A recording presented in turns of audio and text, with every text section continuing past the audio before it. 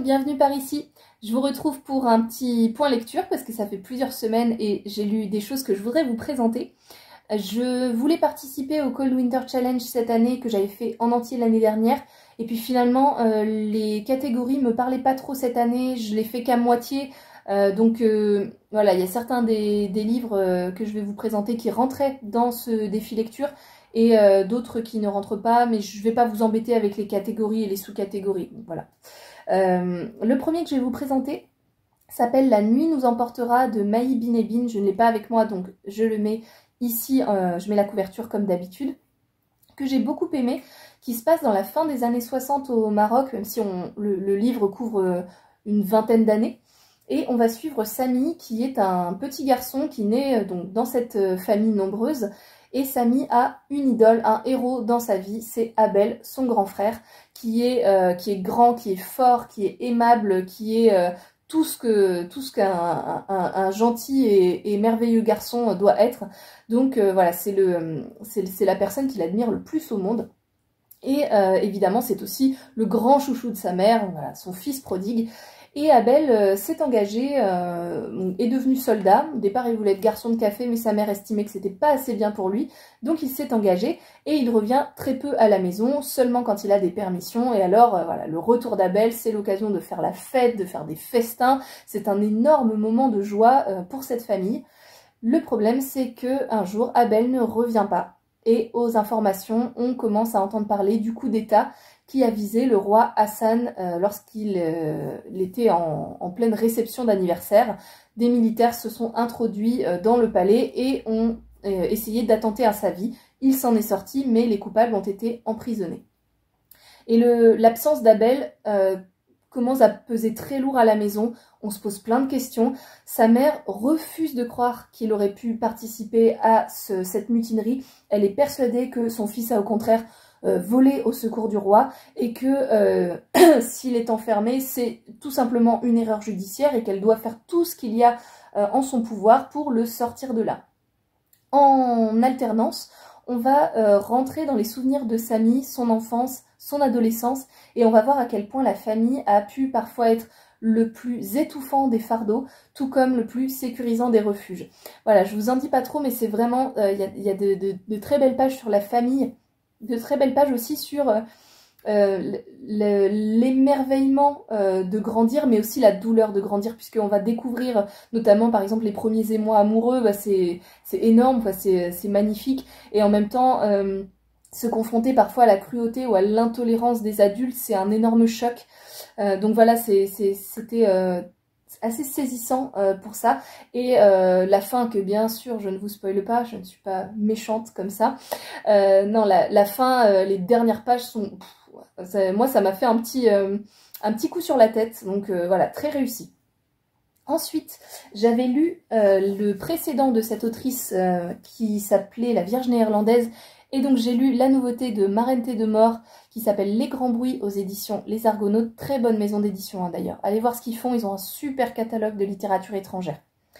Les Grands Bruits, je l'ai trouvé encore mieux que le précédent de cette autrice. Je trouve qu'il est mieux écrit, il est plus maîtrisé, il est plus profond, plus émouvant. Enfin bref, j'ai vraiment préféré, même si j'avais beaucoup aimé celui d'avant. Et là, on va suivre un couple de zoologues, Nadia et Lev, qui sont désormais assez âgés et qui vivent dans un village où il n'y a plus personne, ils n'ont plus de voisins, ils sont les seuls encore en activité, enfin, si on peut dire. Ils vivent uniquement entourés de leurs animaux de compagnie, les animaux de ferme. Et d'ailleurs, Lev n'est plus très autonome et commence à perdre la boule, et Nabia, n'importe quoi. J'ai une amie qui s'appelle Nabia, c'est pour ça. Donc, salut Nabia, si tu me regardes, j'ai pensé à toi là tout de suite. Donc Nadia est obligée de s'occuper de son mari, voilà, de prendre en charge un peu toutes les tâches de la maison, ce qui est un gros fardeau pour elle. Et elle se sent assez seule, elle repense de temps en temps à la période où elle et son mari accueillaient des stagiaires européens pour s'initier à la vie dans la forêt, la survie, la construction par exemple de campements, mais aussi la vie à côté d'animaux sauvages, notamment les ours. Et donc lorsqu'ils étaient plus jeunes, ils organisaient comme ça des camps où ils accueillaient des jeunes pour une semaine, 2 semaines. Et c'était une période de très forte activité où il rencontrait beaucoup de monde, mais les choses se sont terminées par un accident assez tragique. Et depuis, Nadia ne veut plus entendre parler d'accueillir personne. Elle veut qu'on leur fiche la paix, et d'ailleurs, elle aimerait bien oublier cette année fatidique, ce qui s'est passé, parce que enfin voilà, ça lui pèse sur la mémoire, ça continue à la rendre triste, elle se demande ce qui aurait pu se passer autrement, mais la mémoire est une chose capricieuse, et donc ce souvenir assez douloureux revient sans arrêt la hanter. La nuit, quand elle est seule et qu'elle repense à un certain train qui devait lui ramener une personne chère. Enfin, voilà, je vous en dis pas trop, mais souvent le flot de ses souvenirs revient la submerger un peu malgré elle. Et ce que j'ai beaucoup aimé dans ce livre, c'est la description des émotions, de la vie intérieure du personnage principal, qui est... c'est une personne qui est très attachante, Nadia, parce que il y a des choses qu'elle regrette, il y a des choses qu'elle aurait aimé faire autrement, et en même temps c'est quelqu'un qui est profondément attaché à la nature sauvage, profondément attaché à la forêt, en fait c'est une âme un peu solitaire, un peu ermite, mais qui a été bousculée par la vie, qui a pas fait tout ce qu'elle voulait faire, et qui a aussi été confrontée à la détresse des siens, à laquelle elle n'a pas su répondre, parce que on est tous faillibles, et puis on n'est pas des super-héros, quoi. Parfois on peut faire quelque chose pour les autres, et puis parfois c'est pas possible, le timing n'est pas bon, les autres ne veulent pas être aidés, ou enfin voilà, on a des rendez-vous manqués comme ça, et ça fait que ça nous pèse très lourd sur la conscience. Donc je vous invite à le découvrir, je vous en dis pas trop, mais ça c'est vraiment un magnifique texte. J'ai trouvé le style splendide, et allez voir tout ce que fait cette autrice, et tout ce que publient les Argonautes. C'est très très bon. Je vais peut-être continuer sur le côté nature sauvage, avec La femme au renard bleu, que j'ai beaucoup aimé. C'est inspiré d'un personnage réel qui s'appelle Wani Wolstad, peut-être que je le prononce pas bien, qui est la première femme trappeuse au Svalbard dans la première moitié du XXe siècle. C'est ça? XXe siècle, ouais. 1930. Donc on va suivre cette veuve qui rêve de Grand Nord, qui rêve d'aventure, qui s'est entraînée pour ça, qui s'est tirée au fusil, qui est courageuse, et qui rêve du coup intégrer un binôme pour devenir trappeuse.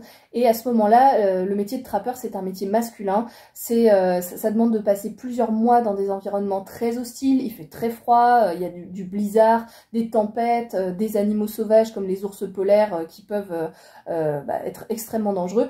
Donc on n'emmène pas les femmes parce que a priori c'est des petites natures, c'est pas trop pour elles. Sauf que Wani n'est pas une petite nature, et elle est décidée à vivre cette aventure. Elle va donc convaincre Anders, qui est un trappeur qui a perdu son binôme, de l'emmener avec elle pour une saison de chasse. Et au début, bon, ce type est un peu grognon, il n'est pas sûr que ce soit une super bonne idée d'emmener cette nana sortie de nulle part, et puis finalement il a besoin de quelqu'un, donc il va l'emmener. Et entre eux va petit à petit se nouer une relation d'amitié, de complicité, puisqu'on est obligé en fait de se serrer les coudes dans ces conditions. Il n'y a pas trop le choix. On est obligé de pouvoir faire confiance à son binôme. Et donc on va suivre leur saison de chasse au Svalbard. Et ce que j'ai trouvé très très beau, c'est l'alternance entre des moments où on va nous décrire des paysages somptueux, où Wani va être émue, mais presque aux larmes, devant la beauté de la montagne, de la neige, du coucher de soleil, sur ces paysages. Et moi vraiment j'étais avec elle, enfin j'ai trouvé ça époustouflant, ça m'a... Waouh! Et en même temps, en fait, ils sont là pour chasser, ils sont là pour poser des pièges, ils sont là pour tuer. Et donc Wani va découvrir voilà, ce côté un peu paradoxal d'être en admiration devant la nature sauvage éblouissante, et en même temps de devoir quelque part nuire à cette nature en tuant et notamment en chassant le renard polaire, puisque sa peau se revend très cher. Donc voilà, pas besoin de s'étaler plus sur le sujet, je vous encourage vraiment à le découvrir si vous aimez bien l'aventure, le froid, le Grand Nord. Et puis si vous voulez découvrir l'aventure de cette femme qui pour le coup a vraiment existé. Donc ça c'est toujours très chouette de découvrir des personnages réels. j'ai fait une petite coupure pour laisser le chien aboyer et faire un scandale. On est reparti. On va rester dans le thème exploration, aventure, grand froid avec la glorieuse vengeance de Maud Horton que je suis en train de lire là en ce moment. Il me reste 70 pages, donc j'ai bien avancé, je peux vous en parler. Je vous mets la couverture ici. Ça se passe à l'ère victorienne à Londres. On suit Maud qui est une jeune femme assez timide, réservée, qui mène une vie tranquille.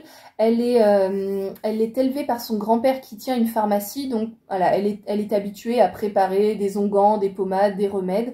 Elle a une certaine connaissance là-dedans. Et depuis plusieurs mois, Maud est très inquiète puisque sa petite sœur Constance s'est embarquée sur un navire appelé le Makepeace qui est parti pour une expédition dans le Grand Nord. Elle s'est travestie en homme et elle s'est embarquée sans rien dire à personne.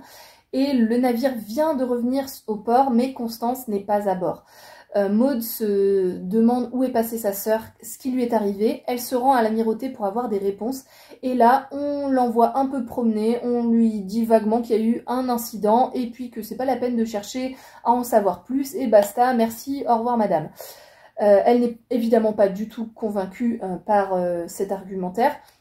Et elle est bien décidée à faire la lumière sur ce qui est arrivé à sa petite sœur, qui est l'être qu'elle aime le plus au monde. Elle va avoir la chance d'être aidée par un personnage qui va lui confier le journal intime que tenait sa sœur à bord sous le nom de Jack Aldridge. Et en parcourant ces pages, elle va donc en savoir un petit peu plus sur le quotidien de cette expédition et comment les choses ont très mal tourné pour Constance. On va découvrir à travers les pages de ce journal un sinistre personnage qui s'appelle Edison, qui a un petit problème dans sa tête, hein, on pense, enfin en tout cas qui est assez fasciné par des choses morbides, voilà, qui a visiblement un problème et qui est assez malsain, et qui est évidemment lié au déboire subi par Constance. Et donc Maud, une fois la lecture de ce journal achevée, va décider de le retrouver et de se venger. Ce qui est très agréable, c'est l'alternance de points de vue entre ces trois personnages, donc qui sont Maud, qui va devoir se découvrir un courage et une détermination sans faille, puisque la quête de la vérité est trop importante pour qu'elle ne se mette pas un petit coup de pied aux fesses. On va suivre également Edison, le gros affreux de cette histoire, et Constance à travers les pages de son journal, et comme ça l'alternance des points de vue rend la chose assez addictive puisque les chapitres sont assez courts et donc on rentre dans ce mystère très facilement, c'est très immersif et voilà, excellent divertissement, très bon suspense, donc j'ai très hâte de le terminer, ça va être super sympa, je vous le conseille également. Ensuite j'ai lu, donc pareil, je ne l'ai pas, j'ai découvert une autrice colombienne qui s'appelle, je l'ai noté hein, parce que elle a un nom assez long, Lina Maria Para Ochoa, et encore je suis pas sûre de bien prononcer, avec le titre La main qui guérit, paru aux Escales. Alors c'est une histoire qui me plaisait bien dans le résumé, puisque moi j'aime bien les récits de sorcellerie, le côté paganisme, mysticisme, et donc ça va nous raconter l'histoire de plusieurs femmes d'une même famille qui ont ce qu'elles appellent la main qui guérit, donc qui ont des pouvoirs liés à la terre, aux éléments, qui ont des sens exacerbés, qui voilà, peuvent à la fois faire le bien et faire le mal à travers donc les pouvoirs détenus dans leurs mains. Et l'histoire s'ouvre sur le deuil du mari de l'une, alors j'ai oublié leur nom, hein, donc pour l'une c'est le mari, pour l'autre c'est le père, le deuil d'un homme, et donc ça plonge cette famille dans le chagrin, la tristesse, et cette tristesse va commencer à se matérialiser pour la fille de la famille sous la forme de mouches qui envahissent son logement, de ces plantes qui meurent les unes après les autres sans explication, et d'une espèce de silhouette, d'étranges créatures qui semblent suivre comme ça dans l'ombre la fille de la famille. Elle va donc essayer de découvrir ce qui se passe, et sa mère va bien être obligée de lui révéler le secret de sa conception, puisque les pouvoirs de sa fille doivent être maîtrisés, elle doit lui expliquer certaines choses. Voilà, j'ai plus trop en fait l'histoire et les personnages, les noms des personnages, tout ça, j'ai plus trop ça en tête. Je sais que c'est surtout l'ambiance qui m'a plu.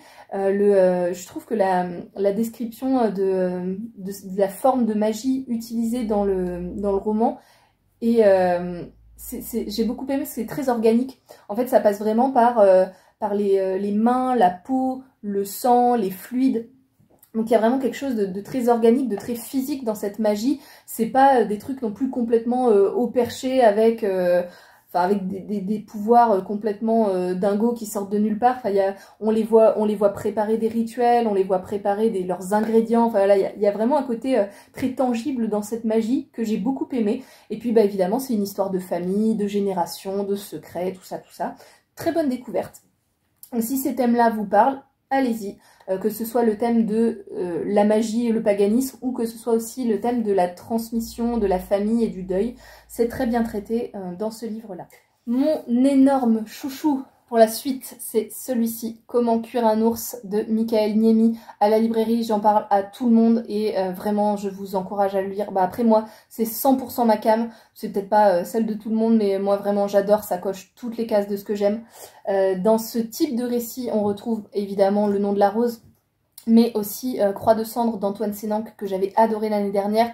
Voilà, c'est un peu la même ambiance avec du suspense, une enquête et des personnages d'hommes ou de femmes d'église, enfin, surtout des hommes en fait. Est-ce qu'il y a une femme d'église dans Le nom de la rose? Non, des hommes d'église qui mènent l'enquête et sont confrontés à des choses qui vont les faire réfléchir sur le bien, le mal, la morale, l'éthique, etc., etc. Et qui va aussi les confronter au côté assez tordu parfois et sinistre de leurs contemporains.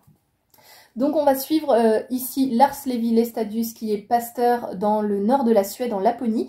Il faut savoir que c'est un personnage qui a vraiment existé, tout comme Maître Eckhart dans Croix de cendre, c'est un personnage réel qui pour certaines personnes était un grand prêcheur avec des idées convaincantes et l'homme à suivre, et puis pour d'autres un enquiquineur de première. On va résumer ça comme ça. C'est trop résumé, hein. Si ça vous intéresse, allez voir la vie de ce monsieur. Donc ce pasteur s'occupe de sa paroisse et il est bien occupé à essayer de convaincre ses paroissiens d'arrêter de picoler à tort et à travers et de plutôt suivre le chemin de l'abstinence, de la modération. Bon, évidemment, il n'est pas entendu par toutes les oreilles, hein. Les cabaretiers ne l'aiment pas trop parce qu'ils n'ont pas envie de rester avec leurs bouteilles sur les bras. Et voilà, donc il a fort à faire. Et dans sa paroisse vont se produire des crimes, des femmes vont être agressées. Et donc il va s'intéresser à ce qui se passe, essayer de comprendre. Le maire très rapidement va torcher l'enquête en disant qu'il s'agit d'un ours qui attaque ces femmes. Et donc il va offrir une récompense pour quiconque tuerait cet animal, histoire que la paix revienne dans le village. Le pasteur, lui, se rend sur les lieux du crime et c'est un botaniste chevronné, donc il a l'habitude d'observer la nature et d'observer les toutes petites choses. En fait, il a vraiment une très grande attention aux détails et en examinant la scène, il se rend compte très rapidement que ce n'est pas un ours, ce n'est pas possible. Il y a trop de petits détails, il y a trop de petits indices qui portent à penser qu'il s'agit d'un agresseur humain. Sauf que le maire ne l'entend pas de cette oreille, il ne veut pas en démordre. Donc le pasteur commence à cogiter, à se dire, bon, peut-être que le maire ne veut pas qu'on découvre la vérité, et donc qui c'est qui va s'y coller? Bah c'est Bibi. Il est secondé par son apprenti, qui est un jeune homme Sami, qui l'a recueilli alors qu'il était tout gamin et dans un état absolument pitoyable au bord de la route, affamé, plein de bleus et de blessures. Il l'a ramené chez lui et donc depuis des années il s'en occupe et c'est devenu son apprenti, son homme à tout faire et presque son fils. Donc ils ont une relation que je trouve assez belle, donc à la fois de mentor et d'apprenti, mais aussi de fils et père adoptif où donc ce jeune homme dont j'ai oublié le nom, tiens d'ailleurs, comment s'appelle-t-il? Yussi, je crois que ça se prononce Yussi. En fait, pour lui, le pasteur, c'est plus qu'un père, en fait, c'est limite son créateur, mais pas forcément dans le sens, c'est pas Dieu, quoi. Le pasteur, c'est pas Dieu, mais c'est son créateur parce que il lui a donné un nom et il l'a inscrit dans le registre de la paroisse. Et en fait, le simple fait que son nom soit écrit à l'encre sur ce livre, ça lui a donné une existence beaucoup plus tangible et en fait pour ça il en est infiniment reconnaissant. Il y a plein de choses dans leur relation comme ça qui sont très très fortes en fait, très fortes, très profondes, il y a un lien très solide. Donc ce pasteur et son assistant vont mener l'enquête pour découvrir ce qui s'est passé. Moi j'ai adoré, ça m'a complètement happée, j'ai trouvé ça fascinant en fait. J'ai beaucoup aimé à la fois l'enquête, bien sûr, mais aussi, bah, comme je vous disais, toutes ces réflexions qui jalonnent le roman sur le bien et le mal, sur la justice, sur la morale, sur, enfin voilà, quel comportement doit-on adopter, pourquoi, enfin voilà, il y a plein de choses. Et le personnage de Yusi justement est très intéressant parce que il est vraiment pas parfait. Enfin lui il suit les préceptes du pasteur bien sûr, mais aussi c'est un jeune homme qui a envie de vivre sa vie, qui est amoureux, qui a envie d'aller au bal, qui dit pas non à une petite bouteille d'alcool de temps en temps parce que voilà c'est grisant, parce il est très timide, donc pour aborder les femmes il a envie de, enfin voilà il a envie un peu de se désinhiber, il a envie de s'amuser, mais en même temps il n'a pas du tout envie de décevoir le pasteur et il veut être un homme bon. Donc voilà, c'est très très bien, vraiment allez-y, je vous y encourage à 1000%, j'adore ce livre. Ensuite, alors on part sur carrément autre chose. On part au XVIIIe siècle, enfin un XVIIIe siècle un petit peu particulier, puisque un XVIIIe siècle qui dure depuis très très très longtemps, trop longtemps. Avec Vampiria de Victor Dixon, qui est le premier tome de sa trilogie. C'est un récit de vampires. Et donc dans ce livre, la France est figée dans un XVIIIe siècle éternel, puisque au moment de sa mort, Louis XIV a tout simplement décidé qu'il était trop extraordinaire et trop pimp pour mourir. Et donc il est devenu vampire éternel. Il règne toujours sur le pays et évidemment les vampires, la caste des vampires est au sommet de la chaîne alimentaire et de la hiérarchie et donc fait la pluie et le beau temps sur ce royaume. On va suivre Jeanne qui est une fille du peuple qui vit chichement dans sa famille, voilà, elle s'occupe de ses petites affaires, tout va bien a priori, si ce n'est le joug des vampires qui est un peu pesant, mais en fait, elle, dans son village, ils le ressentent pas tant que ça. Et tout va basculer pour elle le jour où sa famille va se faire massacrer par les hommes du roi, et elle va la prendre complètement sur le tas. Sa famille faisait partie de personnes qui souhaitaient se révolter contre l'ordre établi et qui fomentaient donc une rébellion. Pour survivre, elle va s'enfuir et elle va, je vous raconte pas comment, par un concours de circonstances, prendre l'identité de la fille d'un baron, donc devenir Diane, et intégrer l'école des pupilles du roi, puisque Diane est désormais orpheline et elle a besoin de protection. Donc on amène cette jeune fille de bonne famille dans l'école du roi pour qu'elle apprenne les bonnes manières, l'équitation, le combat, la rhétorique, etc. etc. et qu'elle fasse honneur au roi lorsqu'elle apparaîtra en public. L'occasion est trop belle pour Jeanne de se venger puisque, intégrant cette école, elle peut se rapprocher du roi et elle entend d'ailleurs parler d'un concours qui permettra de sélectionner les gardes personnels du roi. À l'issue de tout un tas d'épreuves, elle décide d'y participer. Alors évidemment, c'est ultra compliqué pour elle parce qu'elle vient pas du tout de la haute, elle n'a pas les codes, donc elle va devoir les apprendre sur le tas au fur et à mesure sans se faire repérer. Elle va se faire des amitiés dans cette école, mais elle va aussi se faire des rivales assez coriaces. Et voilà, donc on va suivre son cheminement vers ce qui doit être sa grande vengeance. C'est très sympa, c'est très divertissant, ça se lit bien, le style est fluide. Il y a j'ai bien aimé l'écriture, j'ai trouvé ça assez élégant. Donc voilà, c'est très chouette, je vous le conseille. Je regarde mes petites notes pour voir si j'ai oublié de vous parler de quelque chose.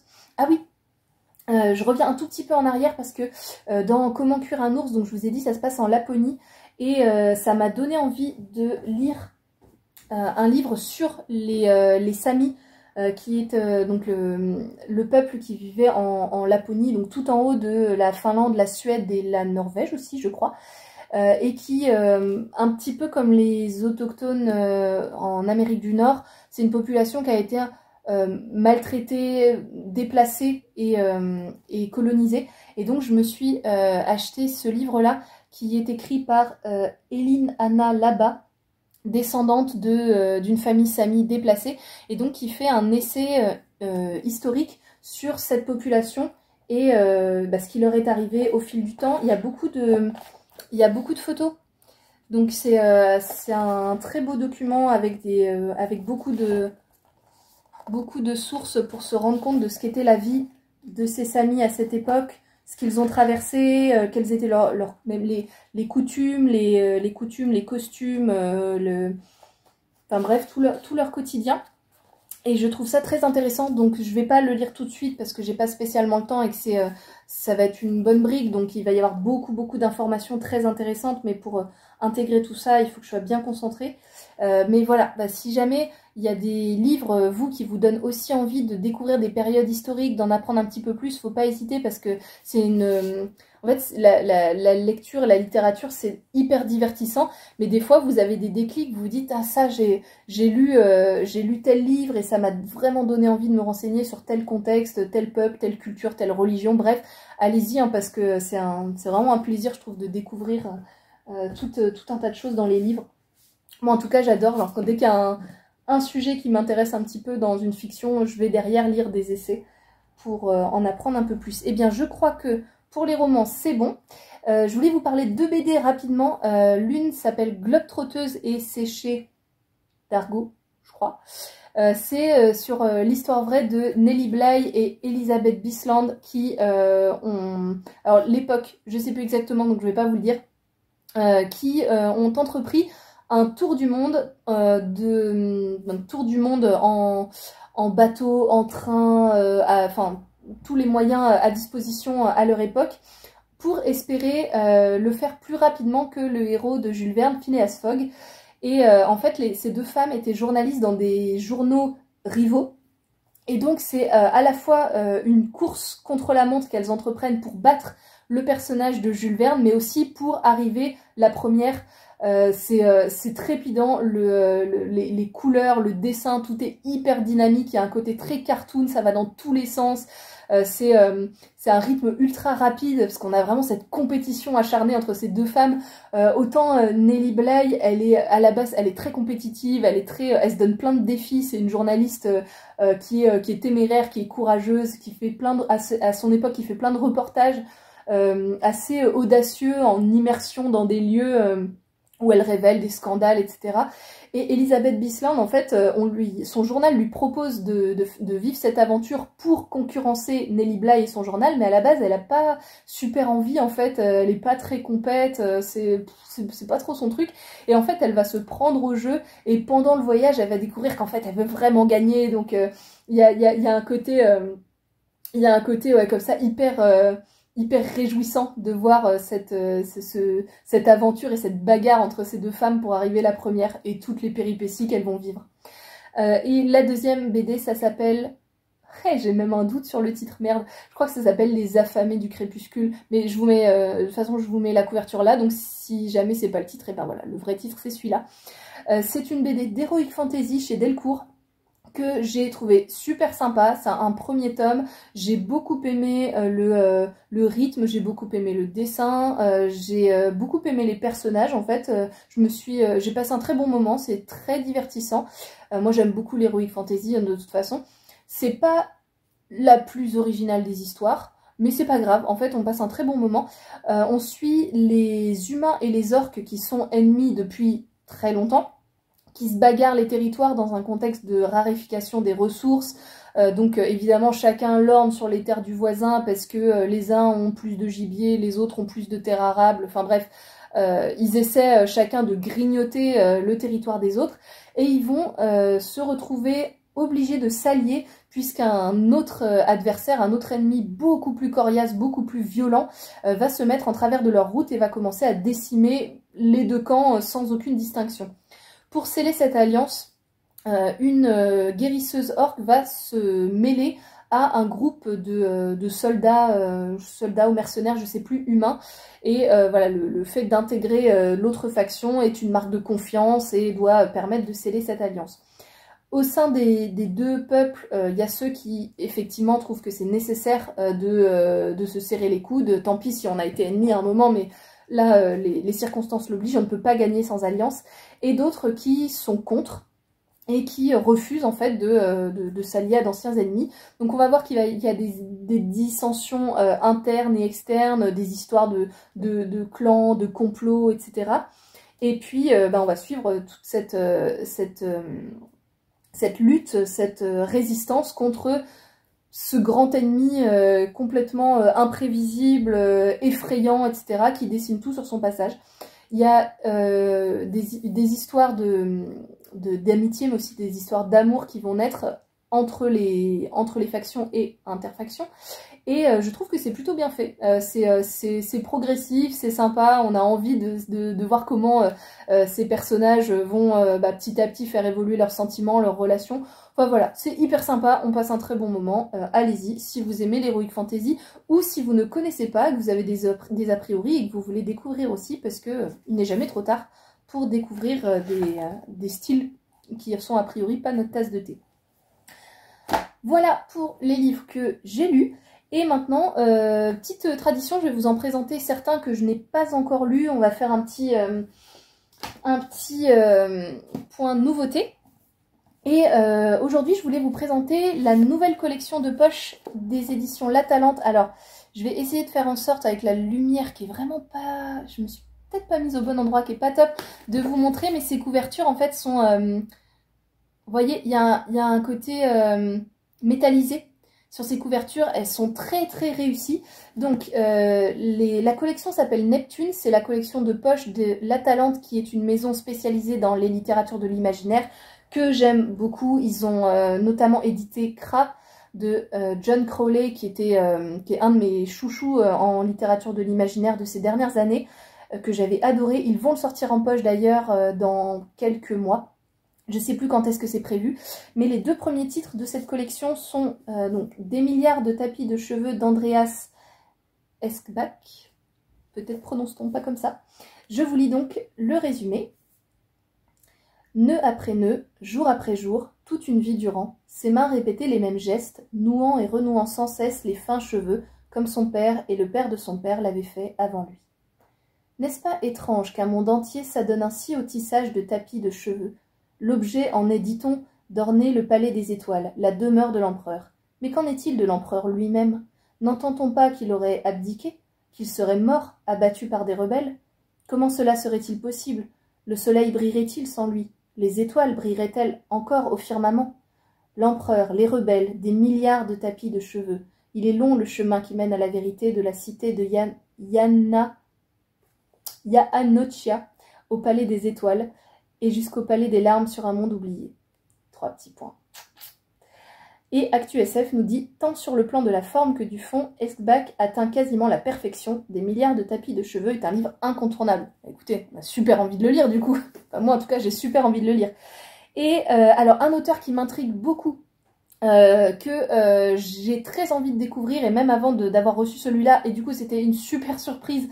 Merci Julien, super surprise de l'avoir reçu, parce que c'est un auteur qui j'ai l'impression que tout va me plaire chez lui, enfin que tous ses titres vont m'intéresser. Il fait de la fantaisie historique, et en ayant lu les résumés, je sais pas, à chaque fois je me dis waouh, ça a l'air trop bien, ça a l'air génial, et en fait je n'ai toujours pas lu. Donc voilà, on va commencer peut-être avec celui-ci, dont je vous lis le résumé. La terre n'est qu'un écho d'un cri lointain, bien plus vif, puissant, étincelant. Le monde de Fionavar. C'est la bouleversante découverte que vont faire 5 étudiants invoqués par le mage Loren Mantel dans le grand royaume du Brenin. Tous les indices de la fin d'un âge sont là. La disparition des divinités, des armées qui s'amassent, et dans l'ombre, le retour d'un dieu déchu au devant de la scène. Hommage au Seigneur des Anneaux, excusez-nous.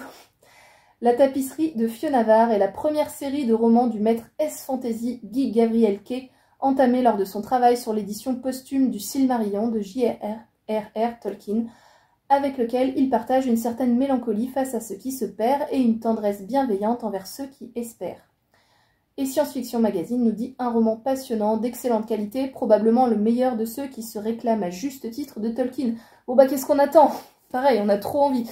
Moi je suis très très fan de l'univers de Tolkien, donc voilà, forcément ça me plaît. Et donc voilà, d'autres super titres à venir dans cette collection que j'ai très hâte de découvrir, et j'ai très hâte aussi de recevoir le poche de Kra à la librairie pour pouvoir continuer de faire vivre ce titre. Ah oui, il y a un autre livre dont je voulais vous parler. Je suis partie en vacances et je m'étais dit je n'achète rien. Je n'achète rien, j'achète pas de souvenirs, je suis pas là pour ça. Et en fait, il y avait une librairie sur mon lieu de vacances, et un livre qui a particulièrement retenu mon attention, dont le titre est A Thousand Years of Annoying the French. 1000 ans à faire chier les Français. Bon bah j'étais un petit peu obligée de l'acheter parce que ça me fait beaucoup rire. Donc c'est apparemment, je l'ai pas lu, hein, j'ai pas commencé, puis bon vous voyez le gros bébé que c'est, j'ai pas commencé tout de suite. Et puis c'est écrit en anglais, donc 2 fois plus de temps de lecture, le temps que j'assimile tous les mots. Mais apparemment c'est un livre qui va rebattre 1000 ans d'histoire de conflits entre les Français et les Anglais et remettre un peu les points sur les i quand les Français racontent que c'est une grande victoire de leur côté ou je sais pas quoi, ou qu'ils ont fait un acte glorieux. Dans ce livre, le journaliste va venir faire pas tout à fait. Voilà, c'est ce que j'ai compris, ça a l'air très marrant et j'ai hâte de m'y mettre quand j'aurai le temps, je sais pas quand, je ne sais pas. Voilà, voilà, et ben c'est tout pour nous. Merci beaucoup d'avoir regardé cette vidéo. J'espère qu'il y a plein de titres qui vous ont plu, qui vous ont donné envie. Et puis, ben, je vous fais des bisous. Salut!